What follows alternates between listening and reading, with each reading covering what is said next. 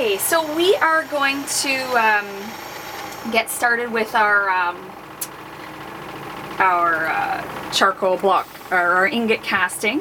So one of the things I'm going to do, I've gotten set up here, and I've actually got my locking tweezers in here, and I'm going to use them to pour my molten metal over.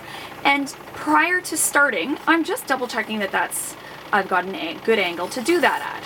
So what's comfortable, because I know how I'm going to be standing. I'll have my torch here, and I can even bring over the torch just to practice. Okay, what's a good angle for this? Okay, something like this. Okay, so I'm feeling pretty good about that. So I'm getting set up in my how I like it. You could use your other tweezers too, that's fine. So this is, I'm happy with this setup here. One thing that you don't need to do for this operation, you don't need to preheat the charcoal enough at all. That's unlike when we use our crucible for the sheet ingot, so we don't have to preheat. And the other thing we don't need to use is borax. Now remember, borax and boric acid, they're related, but they're not the same thing, okay? So two different materials, but we don't need to use the borax in this case, okay?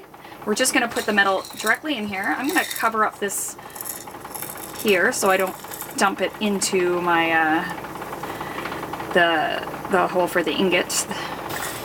All right, so I'm ready. I'm gonna get my flame set up. I'm gonna have a large, but something between reducing and neutral. So let me just pull this back a little, add a little oxygen. Okay. There we go. Let's add a little, actually, hold on. I'll pull that back a little bit.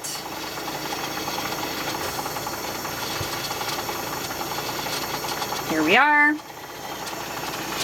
Okay, now remember your frying pan. You have to have your frying pan, because sometimes what can happen is those little bits, you go to pour it and you make a mistake, or it goes out the side or something.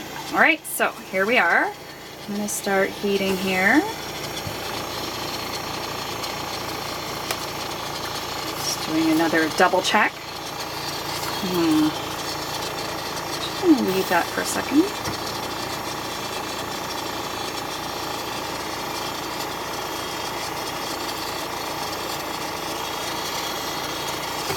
I'm going to heat a little bit over here so you guys can see it a bit better. Okay, and I prefer not to take my torch off of my metal, because it's more likely to oxidize then. Okay, it's getting a little, it's looking,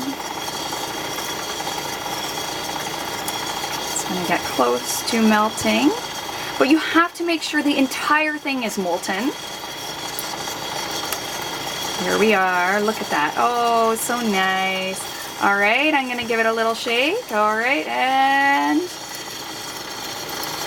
oh, okay, so I didn't have enough space there for my metal. Okay, yeah, that's it. So a couple things could have happened there. It may be that the hole that I drilled was not deep enough, that's one thing, and to allow for the metal. The other thing is that, yes, or I could have used a wider drill bit to allow for that. And I'll let you know what size, if that one was too small. The other thing is that if I don't have a consistent, like if I pause during the pour, it can also, make a space and stop, okay? So one thing really important is that we had the frying pan there, because we might have had a little bit of burning otherwise. Anyways, I'm gonna let this cool, and then I'll be able to pull this part out. Okay, actually, you know what? I think we may be able to pull it out now. It may have cooled enough, and we can see. Okay, this part, just double check, too hot. So all I'm doing, I'm going in with my tweezers. Sometimes it's a bit tricky. There we are. So this was actually, it looks like a pretty nice pour.